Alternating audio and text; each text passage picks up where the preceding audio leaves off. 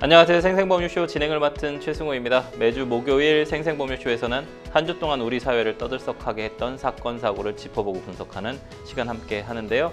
이 자리에 법무부인 정행김의 김희진 변호사님과 함께 합니다. 어서 오십시오. 안녕하세요.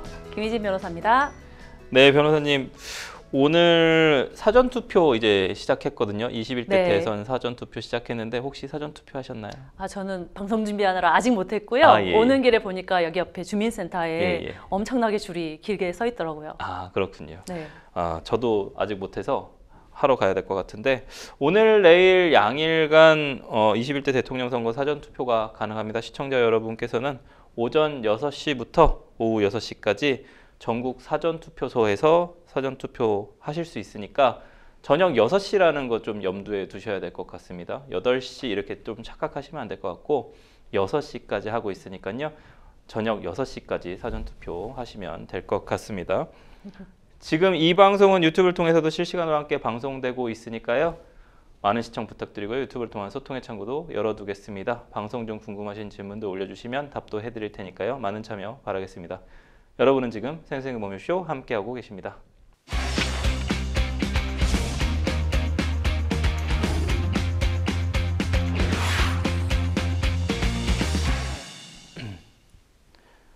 네, 화제의 중심에 있는 사건, 사고를 법률적 시각으로 살펴봅니다. 생생 키워드 시작합니다.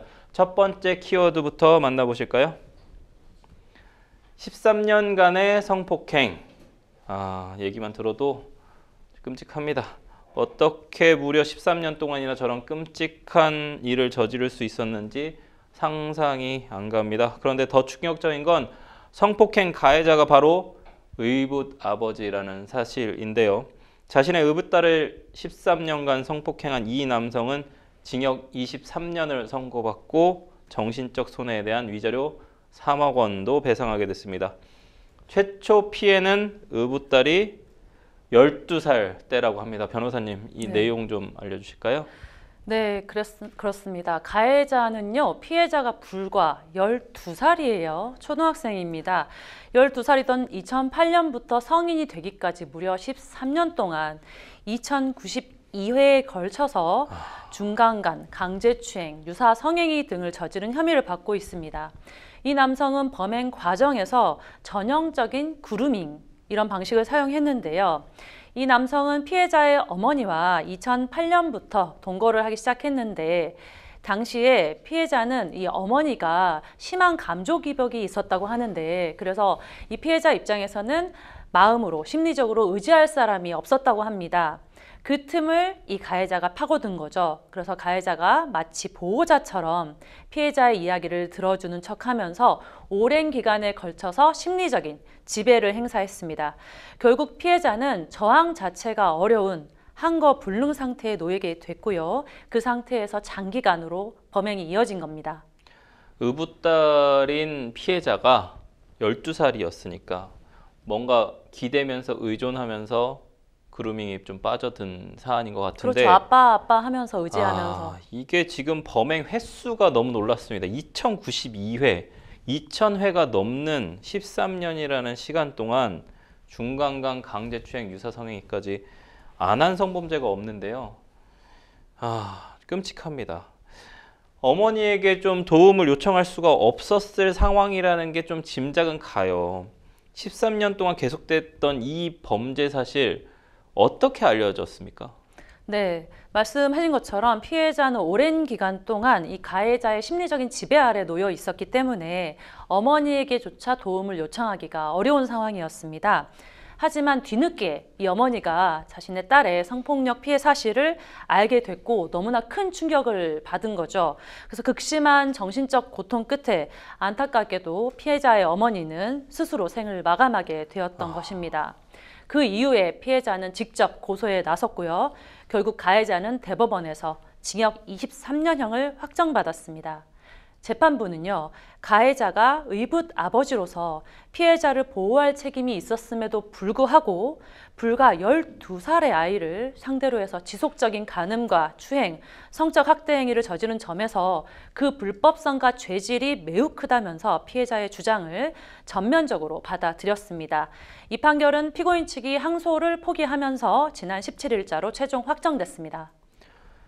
지금 나이를 보니까 12세부터 피해를 저질러서 13년, 25, 그 다음에 지금 한 또 5년이 흘러서 아마도 재판 중인 기간 5년인 것 같은데 이제 갓 30살이거든요. 어머니는 또 충격으로 또 네. 생을 마감하셨고 너무 안타까운 사건인데 위자료 얘기가 지금 나왔습니다. 민사소송도 진행이 된 것 같은데 통상적으로 위자료가 1억 원을 넘지 않는 것들을 좀 보면 이 3억 원이라는 위자료는 상대적으로 좀 많아 보이긴 합니다. 네, 너무 그렇죠. 범죄가 끔찍하기는 해서 이례적인 위자료인 건지 아니면 그냥 이 사안에 합당한 위자료인 건지 좀 궁금하거든요. 네, 지적해 주신 것처럼 통상적으로 저희가 뭐 교통사고 예. 사망한 경우에도 뭐 1억 원을 넘기가 예. 쉽지 않습니다. 예. 실제로 이 형사 판결 이후에 민사 소송도 함께 진행이 됐는데요. 피해자는 형사 절차에서 대한법률구조공단에서 소속 국선 변호사의 지원을 받았습니다. 예. 이번 민사 소송의 핵심 쟁점이 바로 위자료 액수였죠. 지적해 주신 대로 기존 판례에서는 성폭력 피해자에게 인정되는 위자료가 통상적으로 1억 원 이하인 경우가 많았는데요. 예. 이번 사건에서 공단에서는요, 장기적이고 반복적인 성폭력, 그리고 피해자의 정신적인 후유증이 매우 심각하다, 이 점을 강조했다고 합니다. 네. 그래서 무려 10억 원을 청구를 했고 재판부가 이 중에 3억 원을 인정을 했습니다. 서울중앙지방법원은요, 피고의 범행은 피해자의 신체와 성적 자기결정권을 중대하게 침해한 위법행위, 불법행위이고 피해자는 현재도 외상 후 스트레스 장애가 심각해서 정신과 치료를 받고 고통을 받고 있다는 점을 명확히 판단 근거로 삼았습니다. 또한 피고는 피해자 어머니의 동거인이자 의붓 아버지로서 이 아이를 보호할 책임이 있는 위치에 분명히 있었음에도 그 아이로부터의 신뢰를 악용해서 이런 반인륜적 범행을 저질렀다는 점에서 이 위자료라는 액수뿐만 아니라 이 위자료가 사회적 의미가 크다고 보았습니다. 그래서 이 판결은 5월 17일자로 확정이 됐는데 피고는 3억 원의 위자료와 지연 이자까지 배상하라는 판결을 받았습니다. 피해자의 어머니가 만약에 이제 결혼을 했다면 친부가 되지 않습니까? 그렇죠. 네. 실제로 그래서 이제 근친상간 행위가 될 것 같은데 지금 이제 아마도 사실혼 관계로 유지해서 살지 않았을까라는 좀 생각은 좀 듭니다만 네네. 이 근친상간 행위 상당히 충격적이잖아요. 네, 맞습니다. 12살인데요. 특히나 아까 얘기해 주셨던 외상 후 스트레스 장애 PTSD를 좀 겪고 있다고 하는 부분들까지 다 고려를 했을 때 3억 원은 사실 10억 원을 청구했는데 3억 원 인정된 게 뭐 많다고 얘기할 수 있지만 좀 얘기 들어보면 제 입장에서는 제가 생각했을 땐 적은 액수가 아닌가. 심지어 약물을 계속 복용하면서 정신과 상담도 받아야 되고 네. 이게 어떻게 배상액으로 좀 충분할지는 사실 조금 의문입니다. 사실 좀 성폭력은 피해자에게 좀 치유하기 어려운 정신적 상처를 주게 되는데 그동안 위자료 액수가 좀 낮다는 좀 비판이 있었습니다. 피해자의 실질적인 권리 구제나 예방, 제재 관점에서 좀 고액의 위자료를 인정할 필요가 있다고 혹시 변호사님은 좀 보시나요? 저는 개인적으로 아까 좀 말씀드렸지만 네.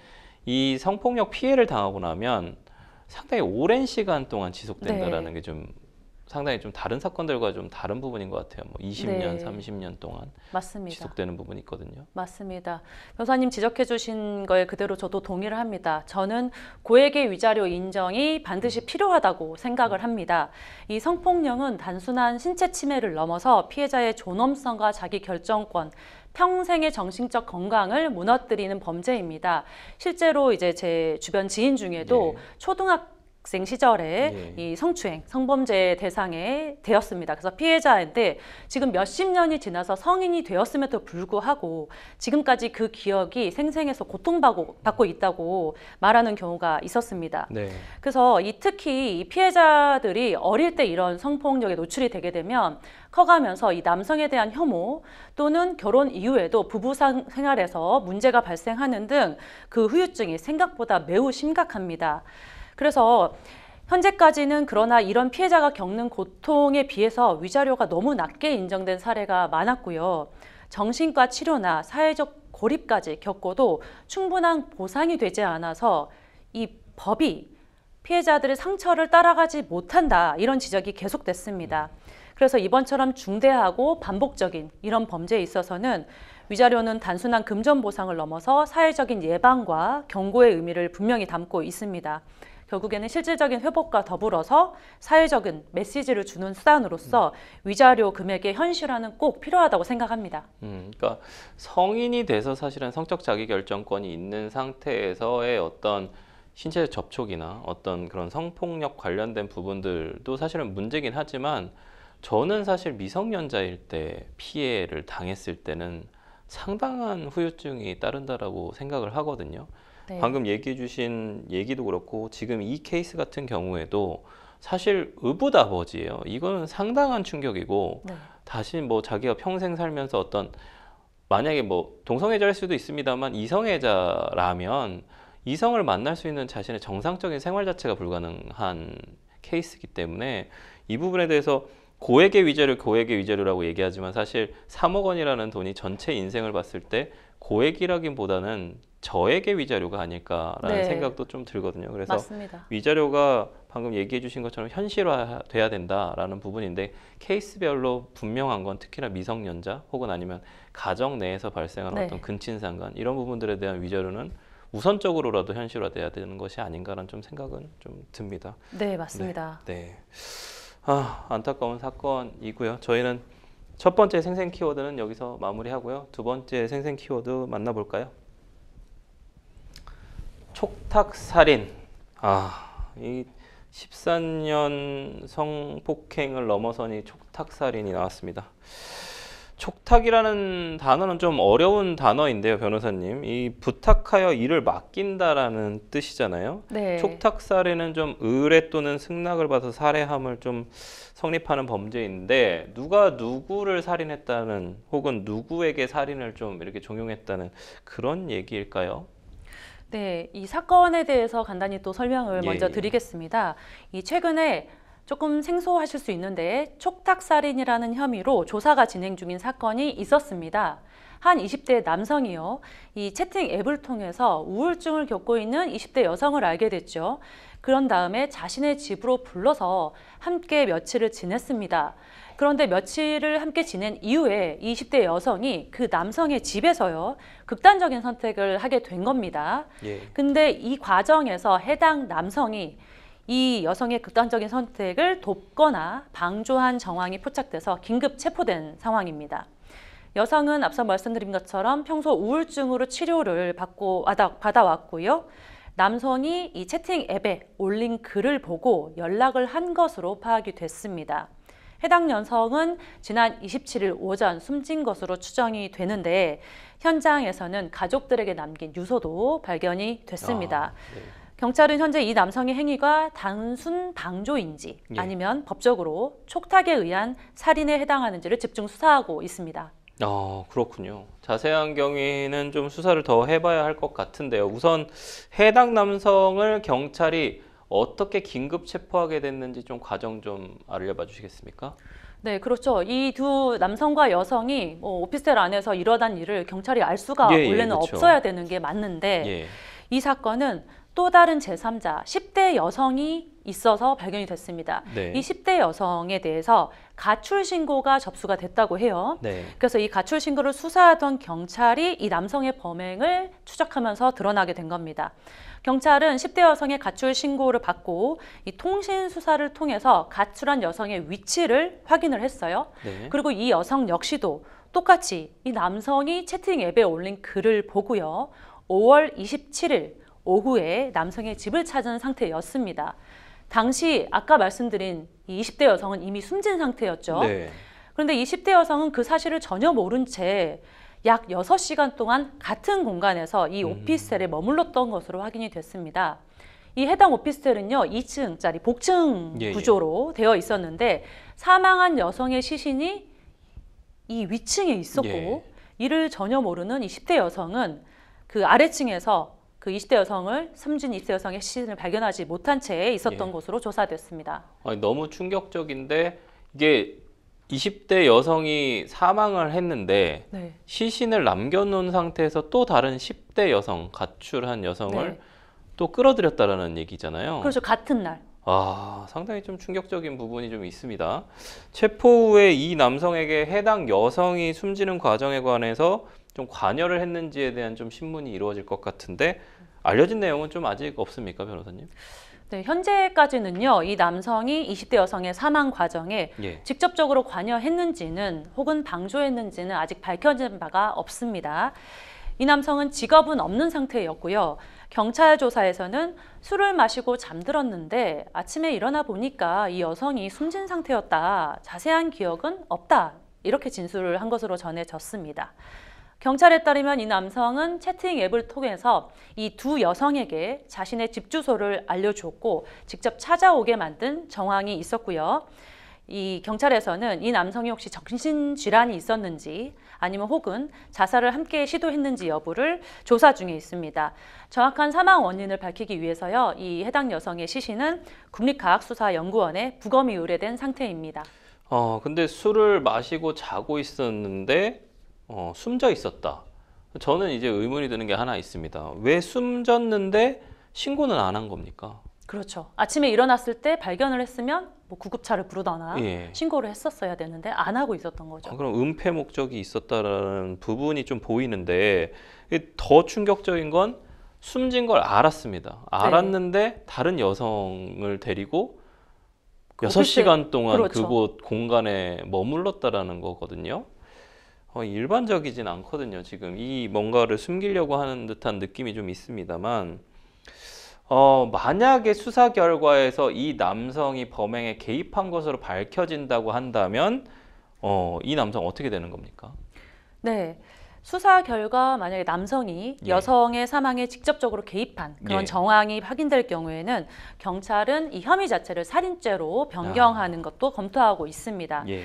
특히 이 사건에서 적용 가능한 혐의는요, 위계에 의한 촉탁 살인죄입니다. 여기서 위계라는 단어는 속임수를 말하는데요. 예. 형법 제253조를 따르면요, 속임수나 위력 등으로 상대방이 자살하도록 유도하거나 결심하게 만든 경우에도 일반 살인죄와 동일하게 사형, 무기 5년 이상의 징역형이 가능하다고 규정을 하고 있습니다. 네.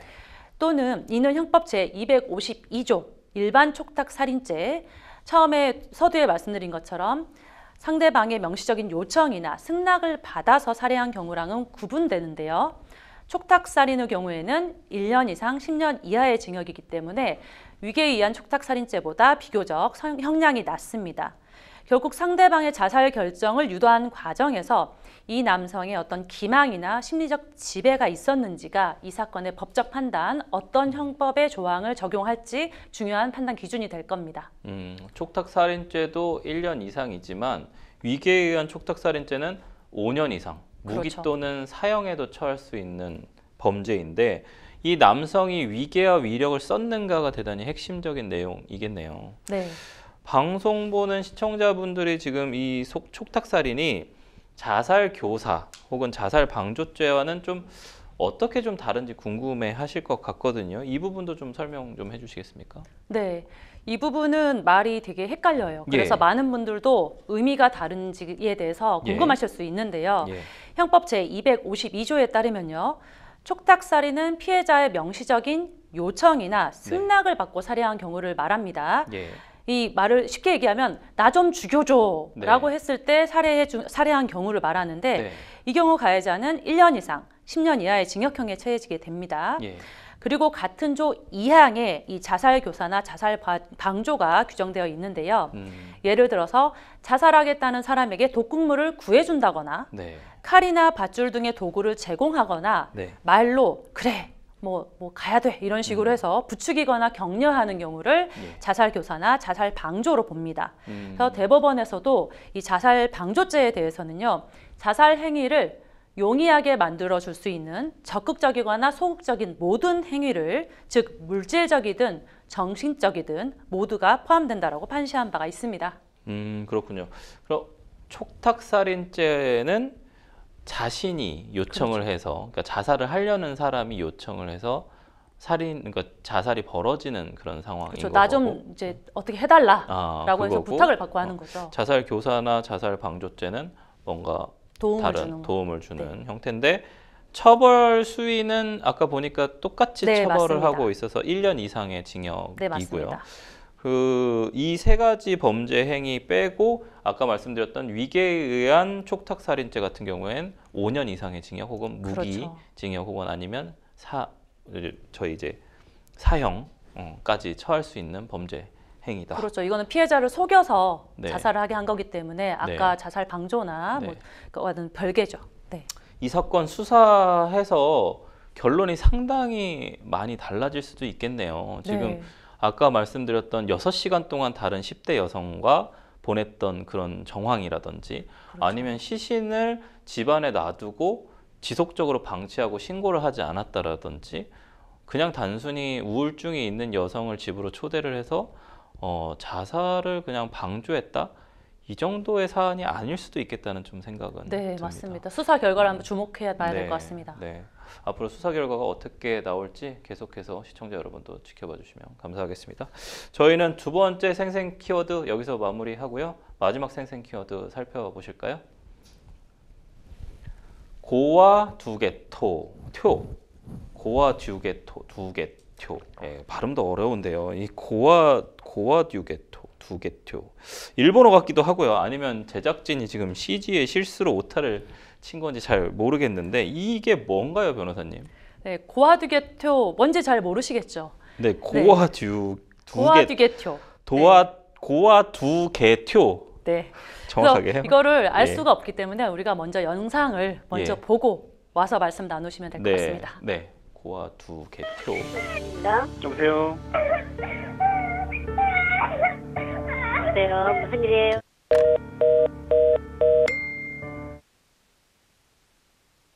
도움이 필요한 상황인 것 같은데요. 네, 영상이 이제 실제 예. 상황을 말합니다. 예. 이 얼핏 보기에는 장난처럼 보일 수도 있지 예, 않습니까? 근데 경찰은 이 의문의 문자 메시지를 결코 가볍게 넘기지 않았습니다. 네. 실제로 이 고아듀게토는요, 키보드 자판 배열을 보면은 아, 도와주세요를 급하게 입력하다가 생긴 오타로 추정이 됐는데요. 네. 이 사건을 보면서 저도 이렇게 소름이 싹 저 돋았는데, 갑자기 방금 소름이 돋았어요. 네, 저도 소름이 돋았습니다. 이 사건 예. 보고.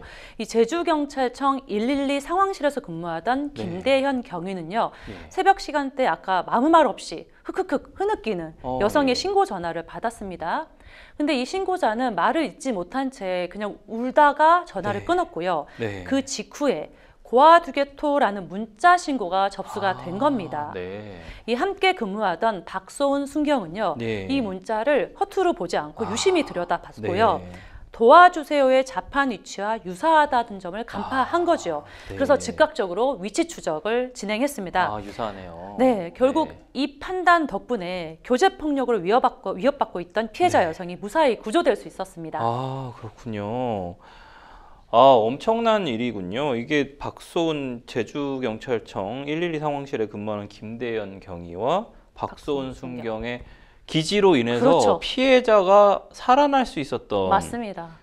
너무 감동적인 실화인데요, 이게. 맞아요. 아까 저는 고아듀게토, 발음도 잘 안 되는데 고아듀게토. 도와주세요라는 말이었다는 거군요. 전화상으로 좀 이게 신고를 할 경우에 범죄 가해자에게 좀 노출이 될까봐 흐느끼기만 했고, 이후 도움을 청하는 문자를 겨우 보낸 것 같은데요. 이 경찰들의 어떤 기지로 인해서 고아듀게토를 도와주세요로 바로 읽어냈습니다. 정말 지혜로운 상황인 건데, 경찰이 바로 다음에 어떤 조치를 좀 취했습니까? 네, 이 말로 신고할 수 없는 상황에서 피해자가 간신히 문자를 보내서 예. 구조를 요청한 건데요. 예. 이 문자의 의미를 파악한 이 박소원 순경은 즉시 코드 1 지령을 내렸습니다. 코드 1은요. 예. 생명이나 신체에 위협이 있을 경우에 예. 즉시 출동하라는 가장 긴급한 지시 코드입니다. 예. 경찰이 해당 위치에 출동했을 당시 현장은 실제로 심각한 교제 폭력이 일어나고 있었던 상황이었고요. 예. 피해자 주변에는 피가 흥건했던 것으로 전해졌습니다. 엄청 위급한 상황이었네요. 맞습니다. 그래서 다행히 경찰은 피해자를 신속하게 구조를 했고요. 네. 가해자가 현행범으로 체포가 됐습니다. 경찰 측은 오타 속에서도 간절한 구조 요청을 읽어냈다. 네. 말하지 않아도 울기만 해도 반드시 알아챈다는 말을 전하면서 이 비언어적 신호에도 민감하게 반응하고 있는 시스템의 중요성을 강조했습니다. 너무 감동적인 상황인데 사실 데이트 폭력, 교제 폭행으로 사망하는 사건들도 많이 네. 있지 않습니까? 그런 안타까운 상황들을 미연에 방지했다라는 이런 적극적 행정 사실은 어렵습니다. 네. 그 위치에 있는 순경이지 않습니까? 네. 지휘로서는 어떻게 보면은 가장 낮은 위치에 있는데도 불구하고 코드원을 발령할 수 있는 권한이 있다는 것도 상당히 높지만 네. 이 코드원을 자기 스스로 책임을 지고 발령했다라는 걸 정말 높게 평가해주고 싶은 그렇죠. 것 같아요. 머뭇머뭇하지 않고 예. 이 한 사람을 살려야겠다라는 예. 의지로 이게 만약에 잘못된 지시였으면 자기가 책임을 그렇죠. 또 져야 될 나중에 수도 징계받을 수 있는 네. 사안인데도 불구하고 징계를 두려워하지 않고 자기 스스로 책임을 지고 코드원을 발령했다라는 건 정말 높게 평가해야 되는 사안이 네, 아닌가 맞습니다. 좀 생각이 듭니다. 피해자가 좀 문자를 보낼 때도 얼마나 좀 조마조마했을까요? 이 참 다행이라는 생각이 계속 드는데요. 112에 문자로도 신고할 수 있다는 사실을 생각보다 많은 분들이 좀 모르고 계신 것 같습니다. 이와 관련해서 좀 소개 좀 해주시죠, 변호사님. 네, 정말 다행스러운 구조였고 동시에 이제 많은 분들께 꼭 알려드리고 싶은 점이 있습니다.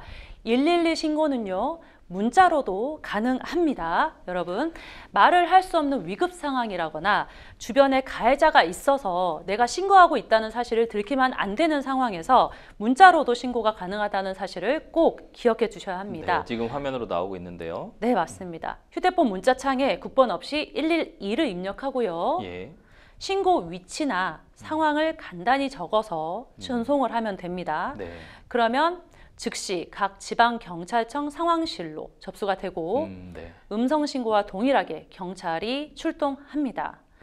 특히 이제 성범죄나 가정폭력이라거나 네. 방금과 같은 교제폭력처럼 말로 설명하기가 어려운 이런 사건에서는 문자 신고가 매우 중요한 수단이 될 수 있습니다. 네. 다만 한 가지 꼭 주의하셔야 할 점은 허위 신고나 장난 신고는 명백한 범죄라는 점입니다. 네. 이런 행위는 실제 긴급 상황에서 출동을 해야 할 경찰의 대응을 방해할 수 있고요. 경범죄 처벌법상 최대 60만 원 이하의 벌금 또는 형법상 위계에 의한 공무집행 방해죄로 5년 이하의 징역 또는 1년 1천만 원 이하의 벌금에 처해질 수 있습니다. 네. 그래서 주의하셔야 되겠고 결론적으로 문자 신고는요. 정말 이런 절박한 상황에서 반드시 필요한 제도입니다. 네, 지금 같은 상황들이 있으니까요. 사실은 가해자를 피해서 어떤 곳에 숨어 들어가서 빨리 할 수 있는, 왜냐하면 음성은 소리가 들리니까요. 그래서 문자를 보내서 위급 상황, 자신의 피해 상황을 알리는 것이 상당히 중요할 것 같습니다. 그리고 과거에는 장난 전화가 많지 않았습니까? 네, 변호사님? 많았죠. 네, 근데 요즘은 확실히 위계에 의한 공무집행방해죄로 좀 처벌하는 케이스들이 좀 많아지고 또 많이 홍보를 하다 보니까 요즘 많이 줄어든 것 같습니다. 네, 그렇습니다. 장난 전화 하면 안 되겠죠. 안 됩니다. 네. 사실은 한 명 한 명의 생명이 위급하고 소중한 상황에서 장난 전화가 많아진다고 하면 그런 생명과 신체 재산, 국민들의 생명, 신체 재산을 지키고 보호하는데 공무원들, 특히나 우리 많은 시민들과 함께 같이 조력하고 있는 공무원들의 시간을 낭비하고 그런 어떤 에너지를 분산시키는 부분들이 있으니까 장난 전화 하지 않아 주시길 꼭 부탁드리겠습니다.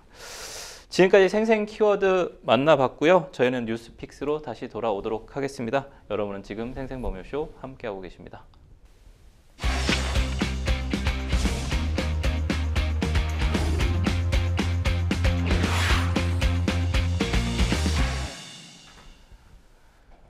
네, 분야별 가장 핫한 소식을 집중 분석해보는 시간 뉴스픽스 시작합니다. 매주 목요일 주요 사건, 사고, 이슈들을 짚어보는데요. 오늘 만나볼 첫 번째 주제는 제주교사 사망, 반복되는 교단 비극입니다. 제주의 한 중학교에서 40대 교사가 숨진 채 발견됐습니다.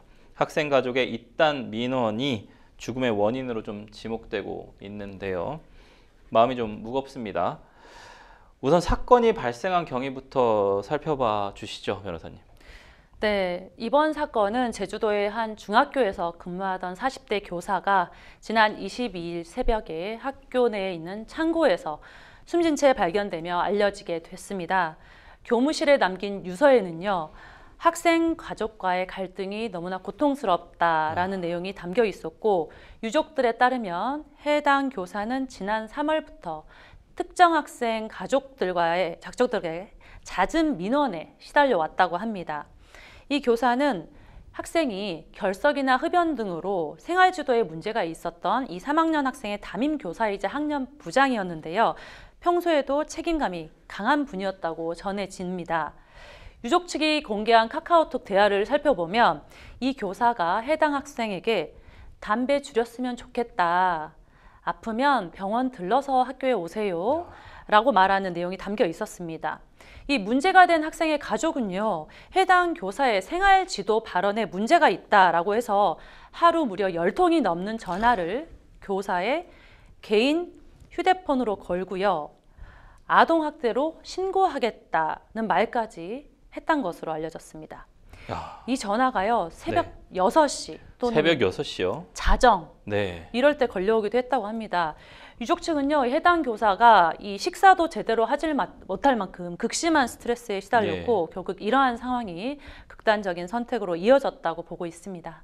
아니, 중학교 3학년 학생이 담배를 피는 것도 문제인데 담배를 줄였으면 좋겠다. 끊어도 아니고요. 담배를 줄였으면 좋겠다. 아프면 병원 들려서 학교 와라.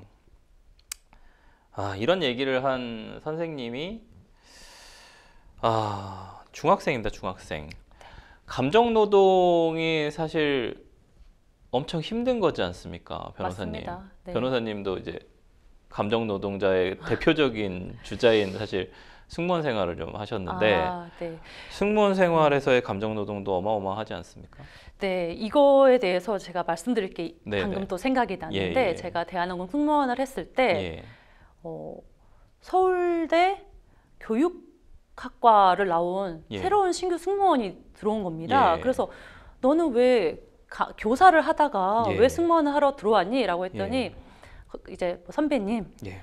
교사 생활이 너무 힘들어요 라고 하면서 그 당시에 예. 이 학교에서 이 지도를 할 때 가족들이 너무 많은 이 민원이 들어와서 너무나 힘들어서 차라리 승무원하는 게 훨씬 즐겁습니다라고 얘기한 기억이 나요. 그 정도로 네. 교사들의 교권이 추락하면서 나타나는 감정노동의 실태.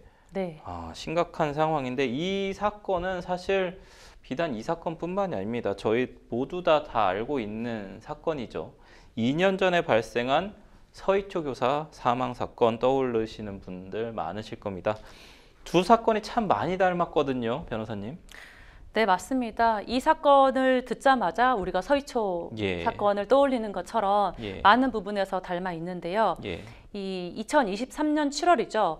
서울 서희초등학교의 젊은 교사가 역시 학생 간의 다툼을 중재하던 과정에서 이 학부모의 반복적인 민원에 시달리다가 극단적인 선택을 한 것으로 알려졌습니다. 예. 당시에도 이 교권 침해에 대해서 많은 문제 제기가 있었는데요. 고인은 공무상 재해, 즉 순직으로 인정을 받았습니다. 이번 제주 중학교 사건 역시도 생활 지도를 하던 과정에서 학부모 민원이 반복됐고 그 민원이 교사의 정신적, 신체적 건강을 무너뜨렸다는 점에서 두 사건이 매우 닮아 있습니다. 특히 사적인 번호로 걸려오던 새벽 전화, 아동학대에 대한 신고 협박, 그리고 교사 개인에게 떠넘겨진 말씀하신 감정노동, 이런 법적 불안감이 단순한 민원이 아니고 교권 침해이자 직장 내 괴롭힘까지로 볼 수 있는 부분입니다. 그러니까요. 회사에서도 저희가 이제 고용노동부에서도 많이 합니다만 저녁 6시 이후에 퇴근하고 난 다음에 직장 상사가 어떤 부하 직원들한테 문자를 하거나 카톡을 하거나 이런 부분들 금지되어 있지 않습니까? 맞습니다. 심지어 내가 정당한 권리자인 채권자도 채권 예, 예. 추심을 저녁 예, 6시 예. 이후로 하면은 불법이지 그렇죠. 않습니까? 불법 추심이지 않습니까? 네. 그런데 저녁 6시 이후에 학부모가 새벽에 혹은 아니면 자정 24시에 이렇게 항의하는 문자를 보내고 전화를 한다는 건 상당히 좀 보완되어야 될 부분인 것 같습니다. 이 부분은 뭐 처벌을 하는 내용들이 좀 생겨야 되지 않을까. 네. 다른 법률들이랑 전혀 균형점이 많지가 않지 않습니까? 이 부분 좀 네. 개선이 좀 필요할 것 같습니다. 사망한 교사가 유서를 통해서 학생 가족과의 갈등이 힘들었다라는 내용을 유서에 남겼습니다. 이 가족에 대한 수사도 좀 있을 것 같은데요. 어떻게 좀 진행이 되고 있습니까, 변호사님? 네, 이 교사의 유서에 실제로 이 학생 가족과의 갈등이 예. 극심했다는 내용이 포함되어 있었기 때문에 경찰도 이 가족에 대한 행위를 본격적인 수사를 해서 착수한 상태입니다. 네. 제주경찰청은요, 현재 동부경찰서장을 중심으로 12명 규모의 전담팀을 구성을 했고요. 민원을 제기한 학생 가족에게 1차 조사를 마친 상태입니다. 그리고 이 가족으로부터 휴대전화를 이미 제출받아서 포렌식을 진행하고 있는 거고요. 향후에는 이 고인의 휴대전화도 유족으로부터 받아서 자료 정밀 분석할 예정입니다. 현재 단계는 입건 전 조사 단계예요. 즉 내사에 해당하는 단계고요. 경찰에서는 협박죄나 스토킹 처벌법 위반 등 적용 가능한 혐의에 대해서 법리 검토 중입니다. 다만 경찰도 이 사건과 관계된 관계자들이 현재 겪고 있는 심리적 압박이 상당하다는 점을 인지하고 있고요. 공식적으로는 허위사실 유포나 무분별한 확대 해석은 자제해달라는 입장을 밝혔습니다. 저는 계속 이해가 안 되는 게 사실은 학부모들에게 자신의 자녀도 소중한 아이겠지만 사실 선생님도 누군가의 자녀거든요. 그렇죠. 네. 매우 소중한 사람인데 선생님을 괴롭혀서 자신의 아이의 권리를 보호받고자 한다. 그건 좀 이해가 되지는 않습니다. 앞서 얘기했었던 2023년 7월의 서희초 교사 사망 사건 이후 교권 회복을 위한 움직임이 있었고요. 교육부가 교권 회복, 보호 강화 종합 방안을 좀 발표를 했었거든요. 들여다보면 학교마다 교감 등 5명 내외로 구성된 민원 대응팀을 만들어서 모든 민원을 개인 교사가 아닌 학교가 대응하는 체제로 바꾸겠다는 핵심이었습니다. 그런데 이번 사건을 보면 이런 시스템이 과연 작동을 했는지 그 부분에 대한 좀 의문이 들고 있습니다, 변호사님. 네, 서희초 사건 이후에 이 교육부가 발표한 교권 회복, 보호 강화 종합 방안의 핵심이 예. 민원 대응 체계의 개편이었습니다. 예. 그래서 교사 개인이 이 악성 민원에 혼자서 직접 대응하지 않고요. 예. 교감 등으로 구성된 민원 대응 팀이 예. 이 민원을 학교 차원에서 처리하고 필요한 경우에는 교육청까지 연계해서 대응하겠다 이런 구조였는데 그러니까 학교와 교육청인 기관들이 대응을 하겠다. 전담팀을 만들어서 맞습니다. 그게 이제 교사 한 명 한 명에게 맡겨놓지 않겠다. 이게 개선 사안인데 그렇죠. 이런 구조로 이 체계 개편을 했는데 예. 제주 사건을 보면 실제로 적용이 됐는지는 전혀 의문이 적용이 안 된 되죠. 거잖아요, 지금. 왜냐하면 제주 교사 같은 예. 경우에는 부장급 중견 교사입니다. 신참 예. 교사가 아니었어요. 예. 근데 하루에 10건이 넘는 민원 전화를 개인적으로 받고 자정이나 새벽에 응대했다는 사실은 예. 이 대응 체계가 제대로 작동하지 않았거나 네. 이 제도 자체가 한계가 있었다는 걸 네. 보여줍니다. 실제 이제 담임 교사는요, 생활 지도와 반 운영을 직접 맡고 있기 때문에 네. 민원에서 완전히 배제되는 것 자체가 네. 거의 어렵다고 보시면 되죠. 네. 이 학사 일정 같은 거는 학교에 문의를 하면 되지만은 생활 지도는 결국 다시 교사에게 전달될 수밖에 없습니다. 이 민원 대응팀이 있다고 해도요, 그 민원 대응팀에서 대응한 내용이 다시금 교사에게 그 내용이 전달될 거고 학부모들의 반응을 간접적으로 전달을 받으면서 오히려 더 큰 스트레스를 받는 경우도 많습니다. 실제로 광주의 한 생활지도 교사는 학교 폭력 지도로 인해서 아동학대 민원을 반복적으로 받고 또 직접 전화를 받지 않더라도 이 학부모가 학교로 찾아와서 고성을 지르면서 협박성 발언을 하는 거를 막을 방법이 없다면서 현재는 병가를 내고 정신과 치료까지 받고 있는 사례도 있습니다. 네.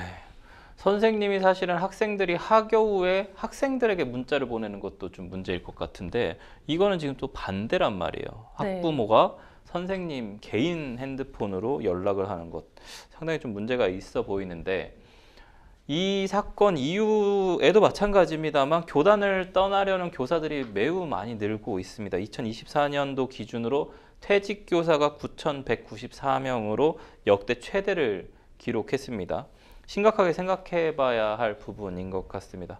제주교사의 사망 사건으로 사회가 시끄러운 가운데 학생이 교사를 폭행하는 사건이 또 발생했다고요? 네.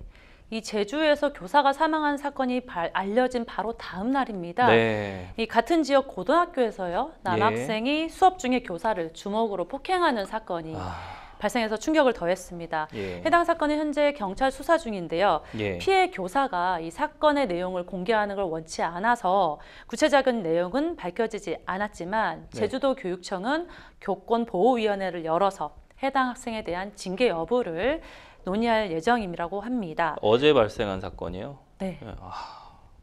왜 어쩌다가 좀 학교가 이렇게 됐을까요? 좀 안타까운 마음만 드는데요. 한편 사망한 제주교사를 향한 제자들의 편지가 공개가 됐습니다. 평소 존경받던 교사였다는 것을 한눈에 알 수 있는 사실인데 게다가 한 가정의 가장 두 아이의 아버지기도 했었던 고참이고 베테랑이었기 때문에 이런 민원 사건들 웬만해서는 잘 처리하셨을 것 같은데 얼마나 심각한 상황이었으면 이렇게 상황이 됐을까라는 좀 생각이 들어서 마음이 아픕니다. 변호사님 어떠신가요? 이 부분? 네, 현재 이 해당 교사에 대한 추모글, 제자들의 추모글이 이어지고 있는데요. 제주 교사 노동조합은 이 노조의 홈페이지를 통해서 제자 50명의 편지를 공개했습니다.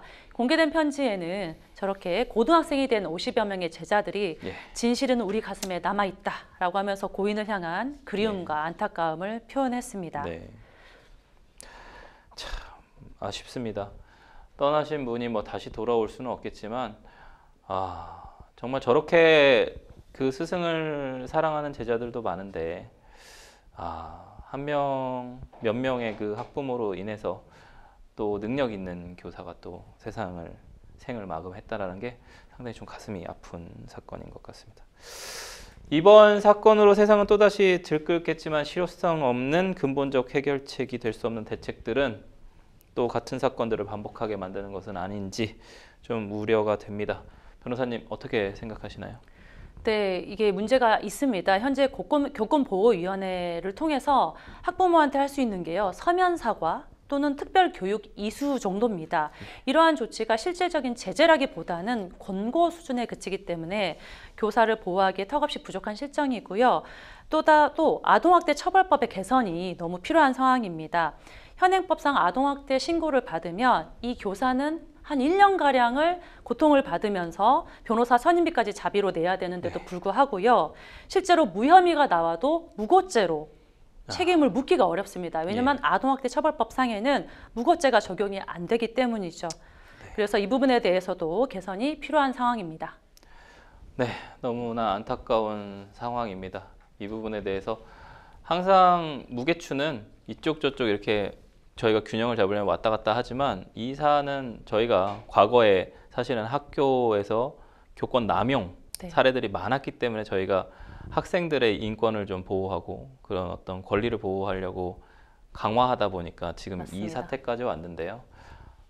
이제는 좀 균형 잡힌 어떤 제도, 그다음에 규칙 이런 것들이 시급한 상황인 것 같습니다. 저희는 뉴스픽스 첫 번째 주제 여기서 마무리하고요. 두 번째 뉴스픽스 주제로 넘어가 보도록 하겠습니다. 두 번째 뉴스픽스 주제 보실까요? 경찰 실수로 범칙금 납부 후 기소. 대법원 판단이 좀 기다린 사안인 것 같은데요. 경찰관이 실수로 법령을 잘못 적용을 해서 정식 절차를 진행하지 않고 범칙금을 부과하였습니다. 당사자가 범칙금을 냈다면 다시 형사처벌할 수는 없다라는 대법원 판결이 나왔다라는 소식인데 이 부분이 어떤 내용일까요, 변호사님? 네, 이번 대법원 판결은요. 경찰이 법령을 잘못 적용해서 범칙금을 부과를 했고요. 당사자가 이에 따라서 범칙금을 납부한 경우에 그 사안에 대해서 다시 형사처벌을 할 수는 없다는 점을 명확히 한 결정입니다. 이 사건의 당사자는요, 2023년 6월 새벽에 술에 취한 상태로 전동 휠을 운전했다는 신고를 받고 이 경찰의 음주 측정 요구를 거부했습니다. 전동 휠은요, 요새 자주 볼 수 있는데 예. 이 바퀴가 하나짜리, 아, 예. 네, 하나의 바퀴가 전동으로 움직이는 그런 네. 탑승형 이동 장치를 말하는데요. 도로교통법상으로는 스쿠터에 예. 해당해서 예. 원동기 장치 자전거기 때문에 예. 음주 측정 거부를 하면요, 바로 형사처벌 대상이 되는 겁니다. 예. 하지만 경찰이 이 전동 휠을요, 전동 킥보드 같은 개인형 이동 장치로 착각해서 형사 절차를 거치지 않고 그냥 10만 원의 범칙금 처분을 내렸고 네. 이 당사자는 이 범칙금을 납부를 했습니다. 이후에 경찰이 실수를 인지를 해서 범칙금 처분을 번복했고요. 검찰에서 다시 이 남성을 도로교통법 위반 혐의로 형사 기소를 한 겁니다. 아, 그러니까 전동 휠이라서 사실 원동기 장치 자전거로 처벌을 했어야 하는데 네. 수사를 하고 기소를 했어야 되는데 그거보다 좀 낮은 형벌인 범칙금으로 그냥 끝냈는데 네. 형사 처분을 하고 끝냈는데 그 부분에 대해서 경찰이 나 잘못했어 라고 해가지고 다시 도로교통법 위반으로 기소를 한 사안이군요. 한쪽은 좀 실수였다, 한쪽은 부당하다, 이렇게 좀 맞선 것 같은데 경찰의 잘못된 처분으로 낸 범칙금은 범칙금이고 음주 측정을 거부했으니 기소하는 게 좀 맞지 않나, 음주 측정 거부죄로요. 네. 그 기소해야 되는 게 맞지 않나 하는데 어떻게 생각하시나요? 네, 이게 이 도로교통법상으로는 이 경미한 교통법규 위반에 대해서는요, 예, 예. 정식 형사 절차 대신에 경찰이 통고 처분을 하게 되면 범칙금을 부과하고 그걸 납부하면 처벌 절차를 종결하는 특례 규정을 두고 있습니다. 쉽게 말하면 범칙금 내면 더 이상 처벌하지 않는다, 이런 원칙이 적용되는 건데요. 예, 예. 이 도로교통법 164조 예. 보시면 이게 중요한 규정입니다. 예, 예. 범칙금을 낸 사람은요, 예. 이 자신이 저지른 범칙 행위에 대해서 다시 벌받지 아니한다라고 되어 있습니다. 저기에 나오는 법칙 행위가 결국 원인 행위라는 뜻이죠. 그렇죠. 어떻게 보면. 그래서 예. 이제 설령 경찰이 나중에 법 적용을 잘못했다라는 예, 예. 거를 깨달았다 하더라도 예, 예. 동일한 행위에 대해서 다시 형사처벌하는 것은 음. 법 위반이라는 것이 판단입니다. 예, 그러니까 범칙금을 낸 사람은 이미 한번 처벌을 받았으니까 또 다시 그 어떤 행위, 범칙 행위인 원인 행위로 인해서 다시 처벌받는 건 이중 처벌, 그렇죠. 이중 처벌 금지의 원칙에 맞습니다. 좀 반한다라는 내용인 것 같은데 경찰은 좀 기존 범칙금 통고 처분을 번복해서 검찰에 우선 넘겼습니다. 여기에 이제 음주 측정 거부죄가 들어갔는지 부분은 제가 좀 궁금한 부분인데요.